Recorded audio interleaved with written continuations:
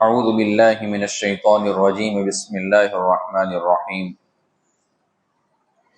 والذین اذا فعلوا فاحشة او ظلموا انفسهم ذکروا اللہ فاستغفروا لذنوبهم ومن يغفر الذنوب الا اللہ ولم يصروا على ما فعلوا وهم يعلمون اولئک جزاؤهم مغفرة من ربهم وجنات تجری من تحتها الانہار خالدین فیہا ونعم اجر العاملین صدق اللہ العظیم۔ گزشتہ پیر کو سورہ آل عمران کی 3-4 آیتوں کا خلاصہ میں نے آپ کی خدمت میں پیش کیا تھا، اور یہاں پر متقی حضرات کے، پرہیزگار لوگوں کے اوصاف کیا ہیں یہ اللہ رب العزت نے بیان فرمائے ہیں۔ اور اس سلسلے میں حضرت امام زین العابدین رحمۃ اللہ علیہ کی زندگی کے کچھ واقعات میں نے آپ کی خدمت میں پیش کر لیے تھے۔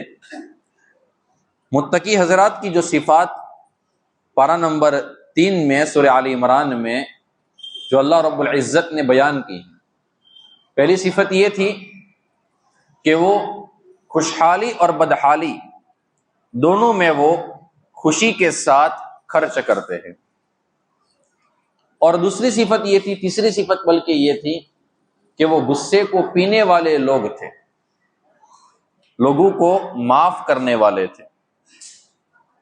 اب 2-3 واقعات تھے اس سلسلے میں حضرت امام زین العابدین رحمۃ اللہ علیہ کے، وہ بڑے عجیب و غریب ہیں، اور اس میں ہمارے لیے ایک بہت بڑا سبق بھی ہے۔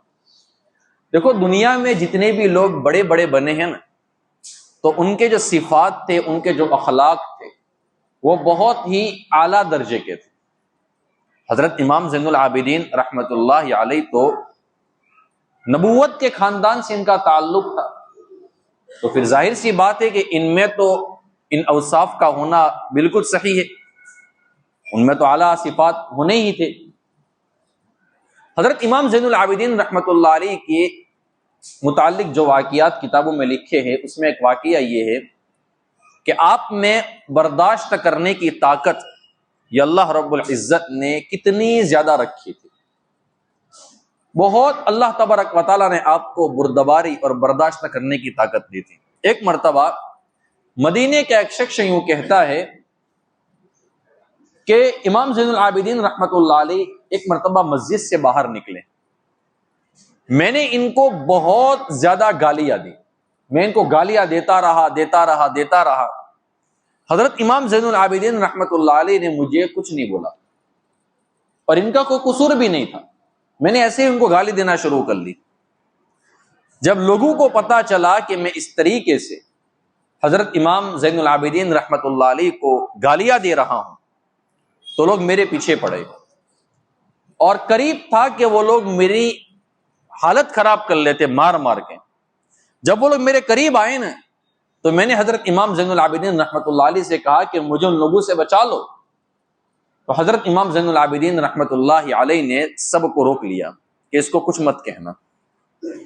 اب میرے دوستو، اس جگہ پر اگر میں اور آپ ہوتے تو ہم اپنے محبین کو کیا کہتے ہیں کہ اس کو اور زیادہ مارو، یہ مجھے بلا وجہ گالیاں دے رہا ہے، ہم تو یہی کرتے، میں تو یہی کرتا۔ لیکن حضرت امام زین العابدین کے اخلاق دیکھے، جو جواب انہوں نے اس بندے کو دیا ہے نا، وہ ہمارے دل کی تختیوں کے اوپر لکھنے کے قابل ہے۔ حضرت نے فرمایا، بھائی، جن گناہوں کا میرے متعلق تجھے پتا چلا ہے اور تو نے اس کی وجہ سے جو مجھے گالیاں دی ہے، وہ گناہ بہت کم ہے، اور وہ گناہ بہت زیادہ ہے جو ابھی تک تجھے پتا بھی نہیں چلے ہیں۔ جن گناہوں کو یاد کر کے، جن گناہوں کو تو نے یاد رکھا، اور اس کے بارے میں تو نے جو مجھے گالیاں دی، یہ تو بہت تھوڑے ہیں، حالانکہ میں تو اس سے زیادہ گالیوں کا مستحق ہوں، کیونکہ میرے گناہ اور بھی زیادہ ہیں۔ یہ تھے حضرت امام زین العابدین رحمۃ اللہ علیہ کے عالی اخلاق۔ ایک مرتبہ حضرت حسن رضی اللہ تعالی عنہ کے لڑکے، ان کا نام بھی حسن ہے، حسن ابن حسن، وہ یوں فرماتے ہیں کہ ایک مرتبہ مجھے کسی معاملے میں میرا حضرت امام زین العابدین رحمۃ اللہ علیہ سے اختلاف ہو گیا. وہ مسجد کے اندر بیٹھے ہوئے تھے، بڑا مجمع ان کے سامنے موجود تھا. میں وہاں پر گیا اور جانے کے بعد میرے منہ سے جو نکلا وہ میں نے بک دیا ان کے سامنے. میں نے بہت ان کو برا بھلا کہا، لیکن حضرت امام زین العابدین رحمۃ اللہ علیہ نے اف تک نہیں کہا، مجھے کچھ نہیں بولا. میں وہاں سے گھر پر چلا گیا.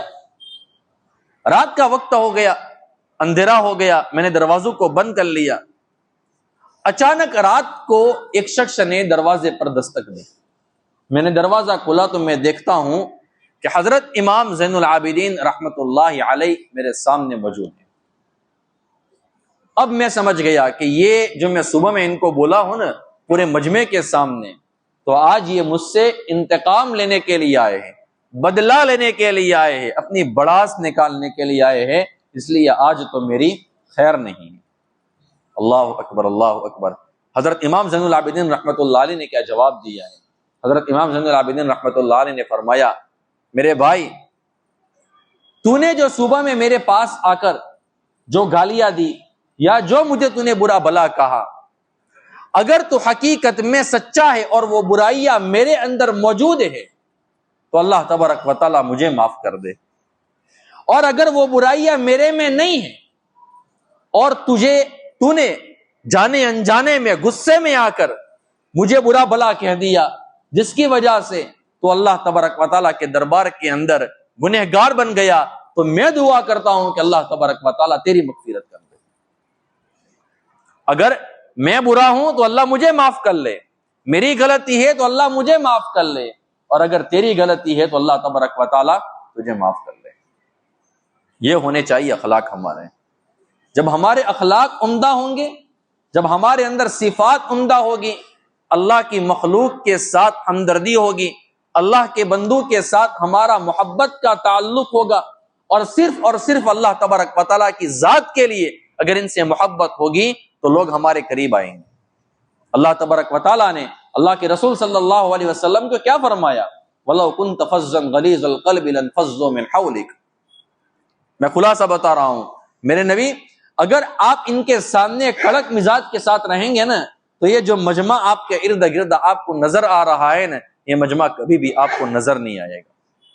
یہ مجمع کبھی بھی آپ کو نظر نہیں آئے گا. اس لیے اب دیکھو، دنیا میں جتنے بھی لوگ صبر والے ہوتے ہیں نا، جو لوگوں کی کڑوی کسوٹی کو سن لیتے ہیں نا، وہ ہمیشہ آپ دیکھیں گے کہ لوگوں کے دلوں کے اوپر راج کرتے ہیں.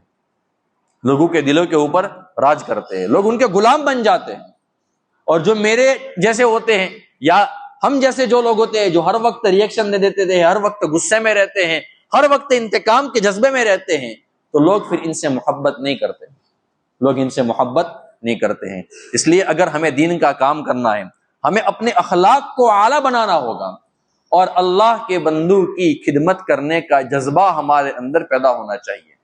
ہم جب اللہ کے راستے میں جاتے ہیں نا تو ہمیں کیا بتایا جاتا ہے کہ بھائی خدمت کرنا سیکھو، خدمت کرنا سیکھو. یہ صرف جماعت کے لیے نہیں ہوتا ہے میرے دوستو، گھر پر آنے کے بعد بھی ہمارے اندر خدمت کا جذبہ ہونا چاہیے، جیسا جذبہ حضرت امام زین العابدین رحمۃ اللہ علیہ کے اندر ہے. چلو اس پر ایک واقعہ اور سنا دیتا ہوں. حضرت امام زین العابدین رحمۃ اللہ علیہ کا جب انتقال ہو گیا نا، جب آپ کو نہلا رہے تھے تو آپ کی پیٹھ کے اوپر کالے کالے بڑے بڑے نشان پڑ گئے تھے. تو لوگوں نے پوچھا کہ یہ نشان کیسے ہیں؟ تو بتانے والوں نے بتایا کہ حضرت بہت اعلیٰ درجے کے اس اوصاف والے تھے. حضرت کی صفت کیا تھی کہ جب رات کی تنہائی ہو جاتی نا، اللہ نے آپ کو مال بہت دیا تھا، اتنا مال دیا تھا کہ آپ نے اپنی زندگی میں 1000 غلام آزاد کیے ہیں. کتنے غلام؟ 1000 غلام آزاد کیے ہیں. اور آپ کا معمول یہ تھا کہ عید کی رات جب آتی تو آپ غلاموں کو بہت زیادہ آزاد کرتے تھے. کیوں؟ تاکہ غلاموں کو ڈبل خوشی مل جائے. نمبر 1 عید کی خوشی، اور نمبر 2 غلامی سے آزادی کی خوشی. آپ کے پاس جب کوئی غلام آتا تھا تو آپ 1 سال سے زیادہ اس سے خدمت نہیں لیتے تھے، اس کو معاف کر لیتے تھے. اور آپ اپنے غلاموں سے یوں کہتے، میں آپ کو آزاد کر دوں گا، میرا ایک کام کر دو.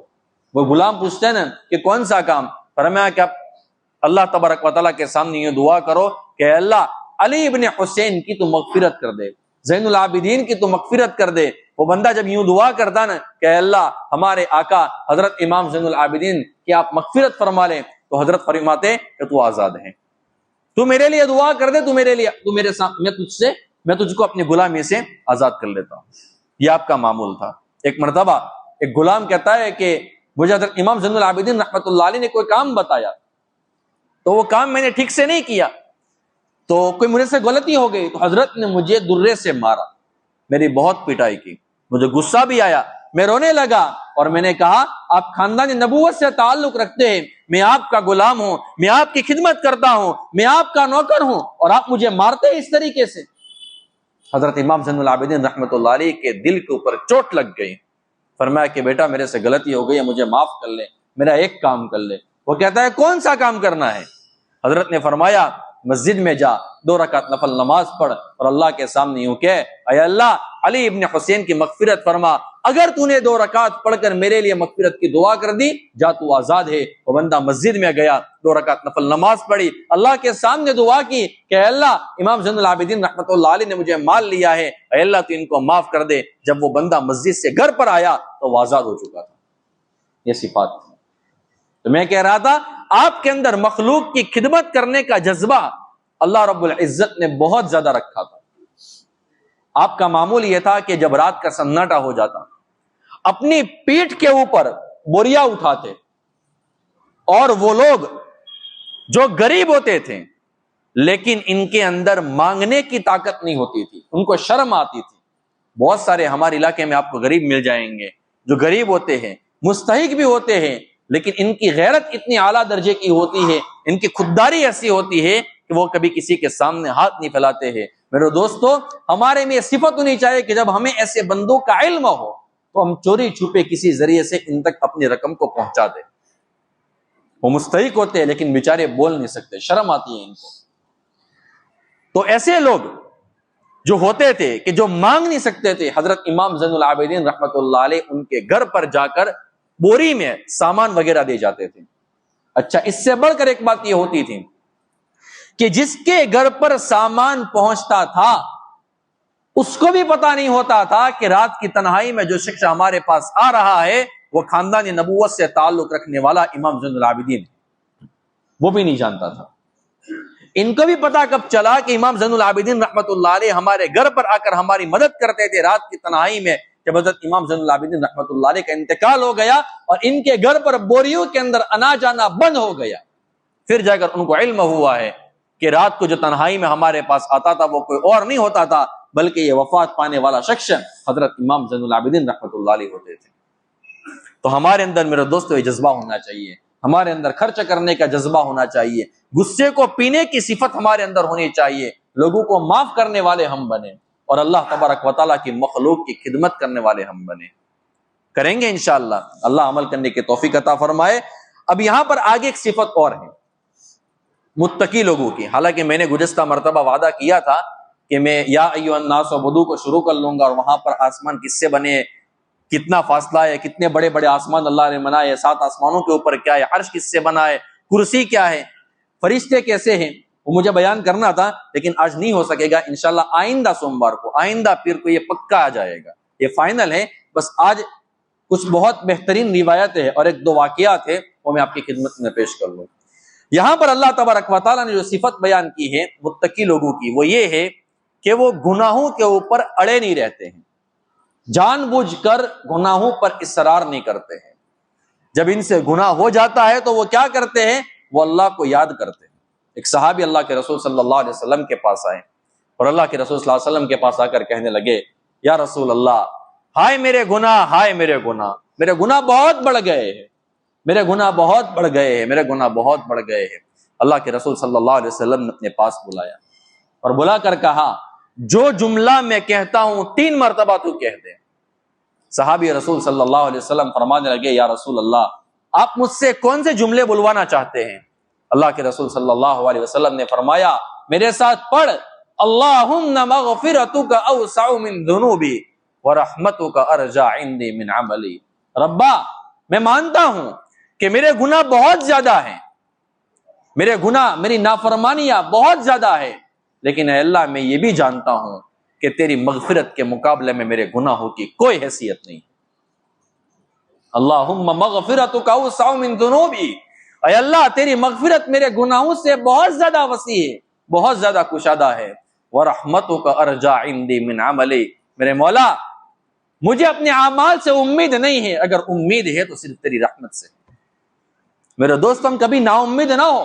میں بار بار کہتا ہوں گناہ ہم سے ہوں گے، ہم انسان ہم سے گناہ ہوں گے، لیکن ہم گناہوں کے اوپر اڑے نہ رہے.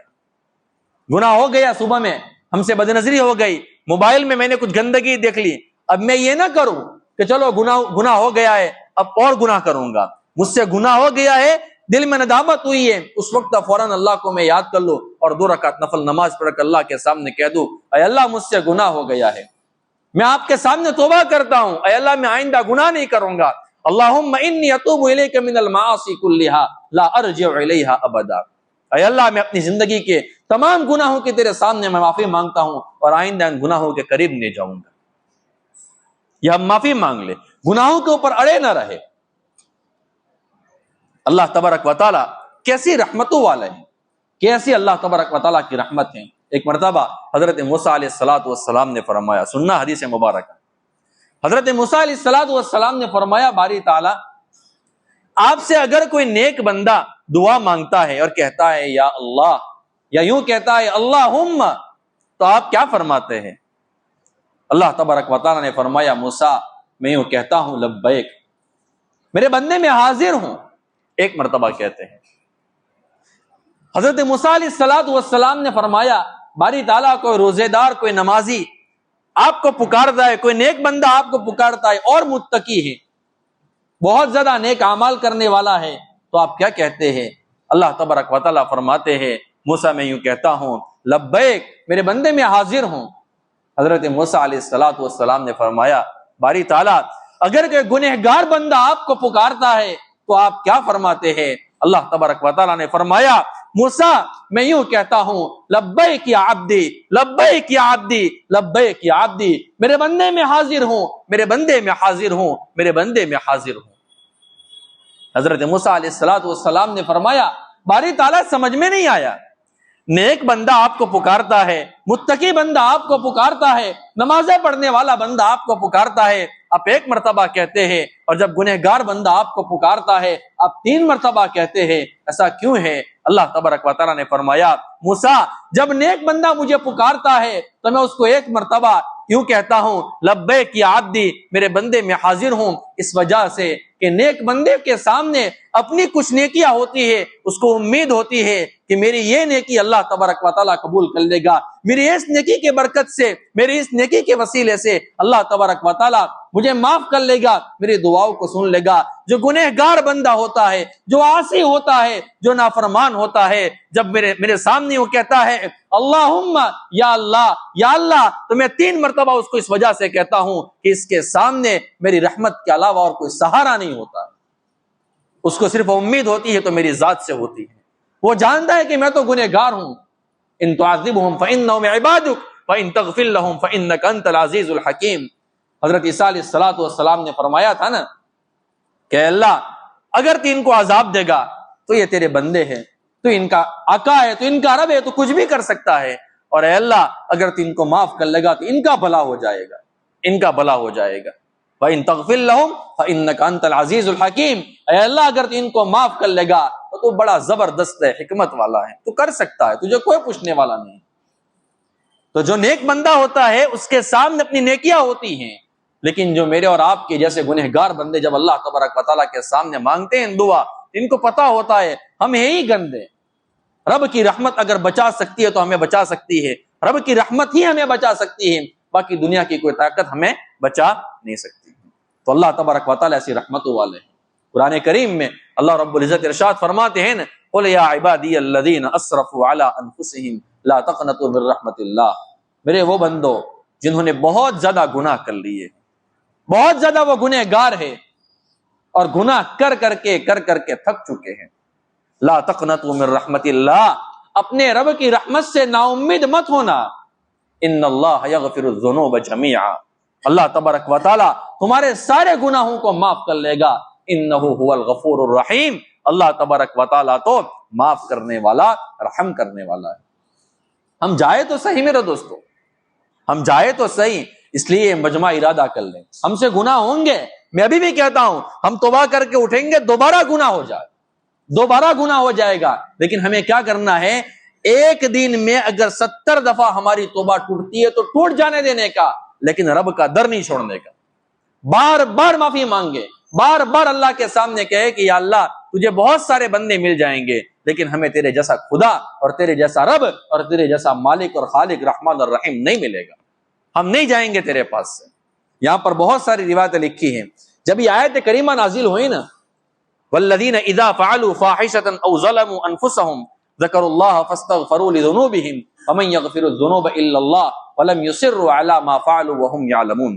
یہ آیت کریمہ جب نازل ہوئی نا تو یہاں پر روایت موجود ہے حضرت عبداللہ بن مسعود سے کہ کسی شخص نے کہا کہ بنی اسرائیل میں کتنا اچھا تھا۔ خلاصہ بتا رہا ہوں کہ جب وہ گناہ کرتے تھے تو ان کے دروازے کے اوپر لکھا ہوا ہوتا تھا کہ آپ نے یہ گناہ کیا ہے، اس کا یہ کفارہ ہے، آپ کو یہ کام کرنا پڑے گا، آپ کا گناہ معاف ہو جائے گا۔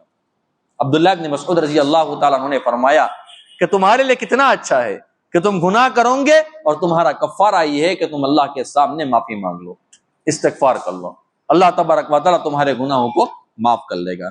اسی طریقے سے عبداللہ بن مسعود رضی اللہ تعالیٰ عنہما سے روایت موجود ہے کہ قرآن کریم میں 2 آیتیں ایسی ہیں کہ اگر کسی بندے سے کوئی گناہ ہو جائے تو ان دونوں آیتوں کو پڑھ لے اور اللہ تبارک و تعالیٰ کے سامنے معافی مانگ لے، اللہ تبارک و تعالیٰ اس کے گناہوں کو معاف کر لے گا۔ کون سی آیت؟ ایک آیت تو یہ ہے سورہ آل عمران آیت نمبر 135 اور 136، یہ 2 آیت کریمہ ہیں، اور دوسری آیت کون سی ہے؟ وَمَن يَعْمَلْ سُوءًا أَوْ يَظْلِمْ نَفْسَهُ ثُمَّ يَسْتَغْفِرِ اللَّهَ يَجِدِ اللَّهَ غَفُورًا رَحِيمًا، قرآن کریم سورۃ النساء آیت نمبر 110، کہ جس بندے سے کوئی گناہ ہو جائے یا وہ اپنے آپ پر ظلم کر لے تو وہ اللہ تبارک و تعالیٰ کے سامنے معافی مانگ لے، یجد اللہ غفورا رحیما، وہ اللہ تبارک و تعالیٰ کو معاف کرنے والا، رحم کرنے والا پائے گا۔ اللہ تبارک و تعالیٰ کو کیسا پائے گا؟ معاف کرنے والا اور رحم کرنے والا پائے گا۔ جب یہ آیت کریمہ نازل ہوئی تو ابلیس جو تھا وہ بہت رویا تھا کہ اب تو ان کو کوئی گناہ نقصان نہیں دے گا، بلکہ روایتوں میں آتا ہے کہ عطاف ابن خالد فرماتے ہیں کہ مجھے یہ بات پہنچی ہے کہ جب وَمَن يَغْفِرُ الذُّنُوبَ إِلَّا اللَّهُ، کون ہے اللہ تبارک و تعالیٰ کے سوا ان کے گناہوں کو معاف کرنے والا، وَلَمْ يُصِرُّوا عَلَى مَا فَعَلُوا وَهُمْ يَعْلَمُونَ، یہ پوری آیت کریمہ جب نازل ہوئی نا تو ابلیس چیخ چیخ کر رونے لگا، اپنے سر کے اوپر مٹی ڈالنے لگا، تو اس کے جو چیلے تھے نا وہ اس کے پاس آ گئے اور کہنے لگے مَا لَكَ، کیا ہو گیا ہمارے آقا آپ کو، آپ اس طریقے سے کیوں رو رہے ہیں؟ فرمایا کہ قرآن کریم میں ایک ایسی آیت نازل ہوئی ہے کہ آدم کے اولاد کو اب ان کے گناہ نقصان نہیں دیں گے۔ وہ آیت کریمہ کون سی ہے؟ یہ آیت کریمہ کہ وہ گناہوں کے اوپر اڑے نہیں رہتے ہیں۔ اڑے نہ رہنے کا مطلب کیا ہے؟ وہ فوراً توبہ کر لیتے ہیں، بار بار توبہ کرتے ہیں، جان بوجھ کر گناہ کو بار بار نہیں کرتے ہیں۔ یہ مطلب ہے کہ یہ آیت کریمہ نازل ہوئی ہے اور اب ان کو کوئی گناہ نقصان نہیں پہنچائے گا۔ ابلیس کے چیلوں نے کیا بتایا پتا ہے؟ ابلیس کے جو چیلے تھے نا انہوں نے یوں کہا ہم ان کے لیے خواہشات کا دروازہ کھول دیں گے۔ میں سمجھاتا ہوں، ہم ان کے لیے خواہشات کا دروازہ کھول دیں گے، پھر وہ توبہ بھی نہیں کریں گے، معافی بھی نہیں مانگیں گے اور یوں سمجھیں گے کہ ہم تو حق پر ہے۔ اب میں اس کو تھوڑا سا مثال سے سمجھاؤں۔ دیکھو ربیع الاول کا جب مہینہ آتا ہے ہم جانتے ہیں کہ کون کون سی خرافات آتی ہیں۔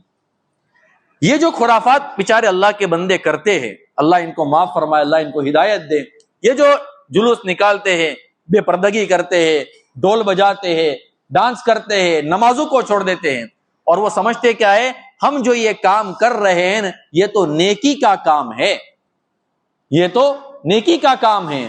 جب کسی گناہ کے کام کو نیکی کا کام سمجھ کر کریں گے ظاہر سی بات ہے کہ پھر اللہ تبارک و تعالیٰ ان کو نہ توبہ کی توفیق دیتا ہے، نہ وہ اپنے آپ کو گنہگار سمجھتے ہیں اور نہیں تو ہم کو اپنے گناہوں کے اوپر ندامت ہوتی ہے اور وہ سمجھتے کیا ہے ہم تو حق پر ہے، ہم جو یہ کام کر رہے ہیں وہ بالکل ٹھیک کر رہے ہیں۔ لیکن الحمدللہ ثم الحمدللہ ہم لوگ اس میں سے نہیں ہوں گے۔ ہمیں تو کیا کرنا ہے، ہم سے گناہ ہو جائے ہم اللہ تبارک و تعالیٰ کے سامنے معافی مانگ لے۔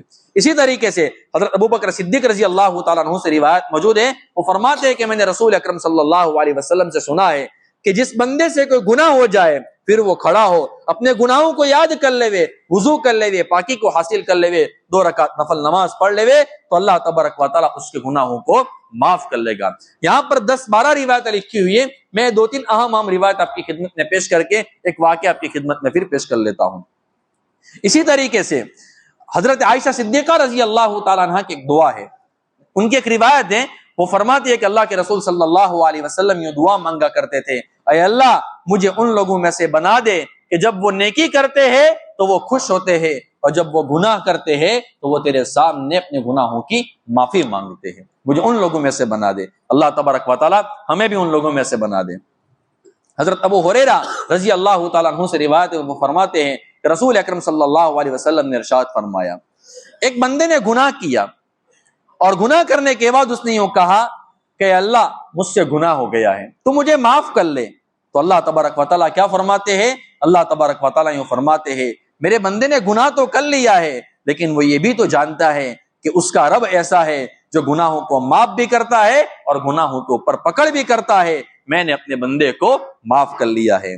پھر دوسری مرتبہ اس بندے نے گناہ کیا، پھر وہ بندہ اس بندے نے یوں کہا، اے اللہ میں نے گناہ کر لیا ہے تو مجھے معاف کر لے۔ اللہ تبارک و تعالیٰ فرماتے ہیں، میرا بندہ جانتا ہے کہ اس کا رب ایسا ہے کہ جو گناہوں کو معاف بھی کرتا ہے اور گناہوں کے اوپر پکڑ بھی کرتا ہے۔ اس بندے نے تیسری مرتبہ گناہ کیا، پھر اس نے یہ کہا کہ اللہ میں نے گناہ کر لیا ہے تو مجھے معاف کر لے۔ اللہ تبارک و تعالیٰ فرماتے ہیں، میرا بندہ جانتا ہے کہ اس کا رب ایسا ہے کہ جو گناہوں کو معاف بھی کرتا ہے اور گناہوں کے اوپر پکڑ بھی کرتا ہے۔ پھر اللہ تبارک و تعالیٰ فرشتوں کو یوں فرماتے ہیں، فرشتوں تم گواہ رہنا، میں نے اپنے بندے کو معاف کر لیا ہے، میں نے اپنے بندے کو معاف کر لیا ہے، اب وہ جو چاہے کریں۔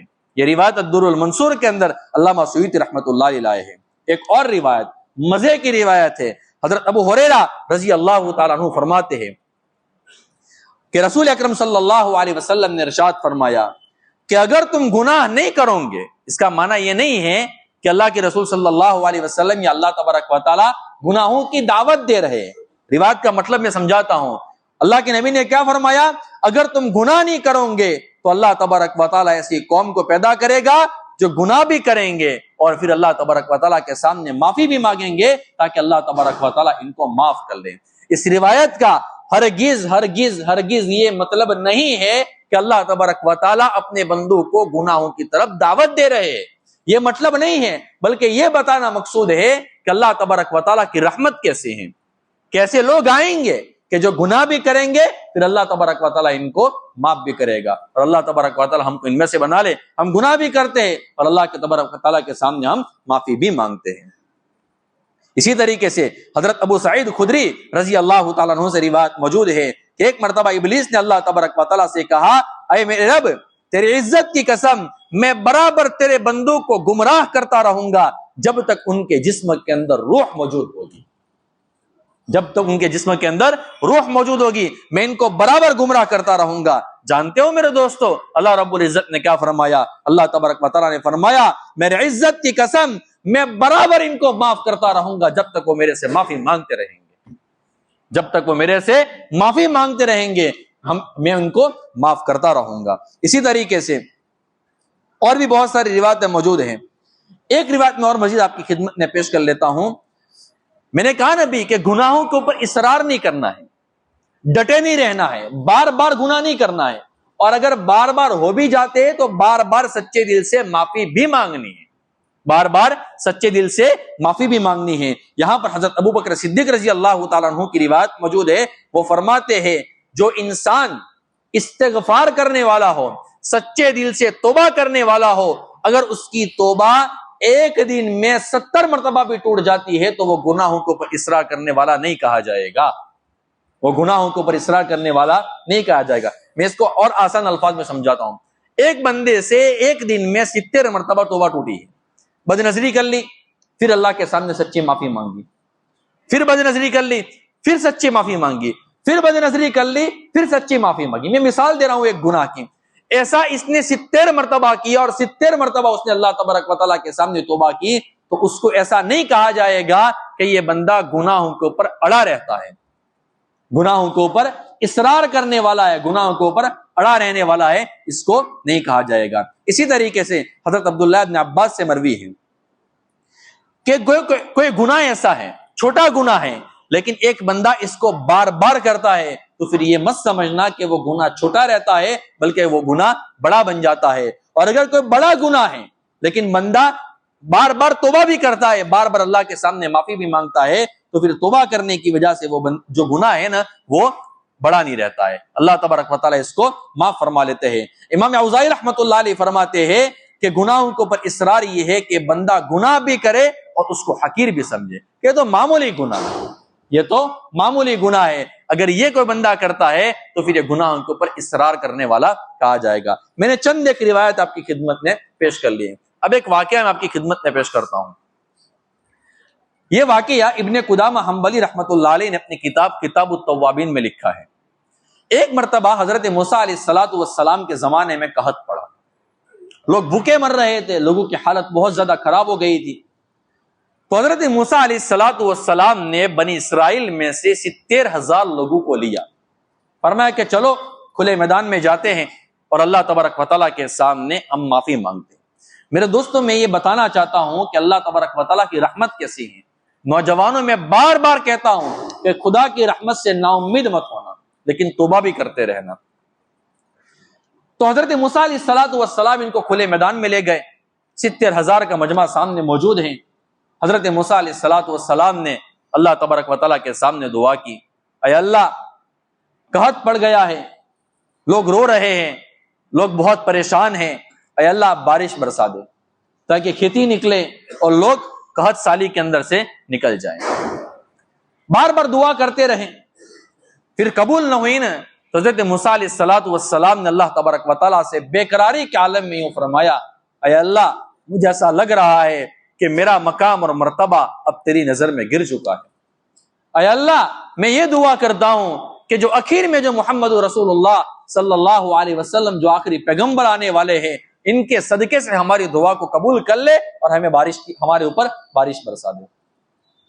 تو اللہ تبارک و تعالیٰ نے یوں فرمایا، موسیٰ نہ آپ ہماری نظر سے گرے ہو، نہ آپ کا مقام اور مرتبہ ہمارے یہاں پر کم ہوا ہے، لیکن آپ پر جو بارش نہیں آ رہی، جو قحط کے اندر مبتلا ہے اور آپ کی جو دعا قبول نہیں ہو رہی ہے، وہ اس وجہ سے نہیں ہو رہی ہے کہ ان 70,000 کے مجمع میں ایک بندہ ایسا ہے جو مسلسل 40 سال سے میری نافرمانی کر رہا ہے، 40 سال سے نافرمانی کر رہا ہے۔ حضرت موسیٰ علیہ السلام نے فرمایا کہ باری تعالیٰ میں کیا کروں اب؟ تو اللہ تبارک و تعالیٰ نے فرمایا کہ یوں اعلان کرو کہ جو شخص ابھی 40 سال سے اللہ رب العزت کی نافرمانی کر رہا ہے وہ اس مجمع سے نکل جائے، تاکہ اللہ تبارک و تعالیٰ بارش برسا دے اور لوگ اپنی اس پریشانی کے اندر سے نکل جائے، لوگ اپنی اس پریشانی کے اندر سے نکل جائے۔ تو حضرت موسیٰ علیہ السلام نے فرمایا کہ باری تعالیٰ میں اعلان کروں گا تو میری آواز کہاں سے جائے گی؟ میری تو آواز کمزور ہے، لوگ میری آواز کو کیسے سنیں گے؟ اللہ تبارک و تعالیٰ نے فرمایا، موسیٰ اعلان کرنا آپ کا کام ہے، آواز پہنچانا ہمارا کام۔ حضرت موسیٰ علیہ السلام نے اعلان کیا، میں خلاصہ بتا رہا ہوں روایت کا، کہ وہ شخص جو 40 سال سے مسلسل اللہ رب العزت کی نافرمانی کر رہا ہے، تیری وجہ سے یہ مخلوق پریشان ہے، تو ایک کام کر، اس مجمع سے نکل جا۔ حضرت موسیٰ علیہ السلام نے یہ دعا کی اور مجمع تک یہ آواز پہنچ گئی، اعلان کیا اور مجمع تک یہ آواز پہنچ گئی۔ جو بندہ 40 سال سے مسلسل اللہ رب العزت کی نافرمانی کر رہا تھا، وہ دائیں بائیں دیکھنے لگا کہ کوئی نکل رہا ہے، کوئی نہیں نکل رہا ہے۔ اس نے اپنے چہرے کو ڈھانپ لیا اور ڈھانپ کر اللہ تبارک و تعالیٰ سے کہتا ہے، باری تعالیٰ میں مانتا ہوں کہ میں نے 40 سال تک تیری نافرمانی کی ہے، اے اللہ اگر میں اس مجمع سے نکلا تو لوگ مجھے ذلیل کر دیں گے، لوگ مجھے رسوا کر لیں گے، لوگ میرے بارے میں کیا کیا کہیں گے کہ تیری وجہ سے ہم اتنا پریشان ہو گئے تھے، ہمارے معصوم بچے بھوک کی وجہ سے بلبلا رہے تھے، تجھ نافرمان کی وجہ سے یہ سب ہو رہا تھا، اے اللہ میں رسوا ہو جاؤں گا، اے اللہ اب مجھے اپنے گناہوں کے اوپر ندامت ہے، اے اللہ میں تیرے سامنے توبہ کرتا ہوں، تو میری توبہ کو قبول فرما لے اور میری مغفرت فرما لے اور رسوائی اور ذلت سے مجھے بچا لے۔ اس بندے نے دعا کر لی، ندامت کتنی بڑی چیز ہے. اس بندے نے دعا کر لی, ابھی کوئی مجمع کے اندر سے نکلا نہیں تھا کہ ایک بادل اوپر سے آیا اور بارش برسنا شروع ہو گئی. حضرت موسیٰ علیہ الصلوۃ والسلام نے فرمایا, دیکھنا رحمت کیسی ہے, اللہ کتنا پیارا ہے, کتنا پیارا اللہ ہے. حضرت موسیٰ علیہ الصلوۃ والسلام نے فرمایا, اے اللہ ابھی تک تو اس پورے مجمع کے اندر کوئی بندہ نکلا بھی نہیں ہے, وہ گنہگار بندہ نکلا بھی نہیں ہے, اور آپ نے بارش برسانا شروع کر دی. اللہ رب العزت نے ارشاد فرمایا, موسیٰ جس کی وجہ سے میں نے بارش کو روک دیا تھا, اب اس کی ہی وجہ سے میں بارش کو دے رہا ہوں. وہ بندہ میرا دوست بن چکا ہے, اس نے میرے سے تعلق بنا لیا ہے, اس نے میرے سامنے اپنے گناہوں کی معافی مانگ لی ہے. حضرت موسیٰ علیہ الصلوۃ والسلام نے فرمایا, باری تعالیٰ ہم نے مان لیا کہ اس کا تیرے سے تعلق بن گیا ہے, ذرا اس کا چہرہ تو ہمیں دکھا دے, اس کا نام تو ہمیں بتا دے. اللہ رب العزت نے ارشاد فرمایا, موسیٰ جب میرا نافرمان تھا, جب میری نافرمانی کرنے والا تھا, جب میرا نافرمان تھا, تب میں نے اس کے نام کو ظاہر نہیں کیا ہے. اب تو میرا دوست بن چکا ہے, اب اس کے نام کو میں کیسے ظاہر کر لوں, اب اس کے نام کو میں کیسے ظاہر کر لوں. اسی لیے اللہ کے رسول صلی اللہ علیہ وسلم کے دعاؤں میں ایک دعا ہے, اللہم استر عوراتنا وآمن روعاتنا, اے اللہ ہمارے گناہوں کو چھپا دینا اور ہماری بدعمالیوں کے وبال سے ہم کو بچا لینا. میں خلاصہ بتا رہا ہوں دعا کا, تو یہ دعا بھی ہمیں مانگتے رہنا چاہیے. ہمارے اکابرین کو دیکھیں نا, کیسا اللہ تبارک و تعالیٰ نے ان کو تقویٰ عطا فرمایا تھا. نوجوانوں, ہمیں یہ سمجھنے کا کہ اس وقت فلسطین میں جو حالات ہیں, معصوم بچے مارے جا رہے ہیں, ہمیں یہ سمجھنے کا کہ اللہ یہ دنیا میں جو بھی حالات آ رہے ہیں مجھ گنہگار کی وجہ سے آ رہے ہیں. ہمارے اکابرین میں یہ صفت تھی. حضرت جی مولانا انعام الحسن صاحب رحمۃ اللہ علیہ, یہ واقعہ حضرت مولانا احمد لاڈ صاحب دامت برکاتہم نے بیان کیا ہے کہ ایک مرتبہ مرکز کے اندر نظام الدین کے اندر سوئے ہوئے تھے, اور اس زمانے کی بات ہے کہ جب مسلمانوں کے اوپر بہت زیادہ ظلم ہو رہا تھا. تو میں اندر گیا تو مجھے حضرت جی مولانا انعام الحسن صاحب رحمۃ اللہ علیہ نے, آپ کے علاقے میں سے بہت سارے لوگوں نے حضرت جی کو دیکھا بھی ہوگا, تو حضرت جی نے مجھ سے یوں فرمایا کہ مولوی احمد, مولوی صاحب اس وقت کیا حالات چل رہے ہیں. تو حضرت مولانا احمد لاڈ صاحب دامت برکاتہم یوں فرماتے ہیں کہ میں نے حضرت جی سے یوں کہا, حضرت لوگوں کو بہت مارا جا رہا ہے, کاٹا جا رہا ہے, ظلم و ستم لوگوں کے اوپر ہو رہا ہے. اب اگلا جملہ سننا. اس وقت حضرت جی مولانا انعام الحسن صاحب رحمۃ اللہ علیہ نے فرمایا, مولانا احمد لاڈ صاحب فرماتے ہیں, ایک حضرت نے ٹھنڈی سانس لی اور حضرت نے فرمایا, مولوی صاحب یہ سب کچھ جو ہو رہا ہے وہ میری وجہ سے ہو رہا ہے, یہ سب کچھ جو ہو رہا ہے وہ میری وجہ سے ہو رہا ہے. اس لیے ہمیں بھی میرے دوستو اپنے گناہوں کے اوپر ندامت ہونی چاہیے, اپنے گناہوں کے اوپر ندامت ہونی چاہیے. یہ پورا مجمع ارادہ کر لیں کہ ہم سے جو گناہ ہو گئے وہ ہو گئے, اب آئندہ انشاءاللہ ہم توبہ کر لیتے ہیں, ہم اللہ تبارک و تعالیٰ سے وعدہ کر لیتے ہیں کہ اللہ ہم آئندہ اب تیری نافرمانی نہیں کریں گے. ارے کر دے ارادہ انشاءاللہ. اللہ تبارک و تعالیٰ مجھے اور آپ کو عمل کرنے کی توفیق عطا فرمائے اور ہمارے تمام گناہوں کو اللہ تبارک و تعالیٰ معاف فرما لے. میں پھر سے کہتا ہوں, نوجوانوں پکی توبہ کرنے کی, اور اگر توبہ ٹوٹ جائے تو دوبارہ اللہ تبارک و تعالیٰ کے سامنے آنے کا. ایک دن میں 70 مرتبہ نہیں, 70,000 مرتبہ بھی توبہ ٹوٹتی ہے, پھر بھی رب کا دروازہ نہیں چھوڑنے کا.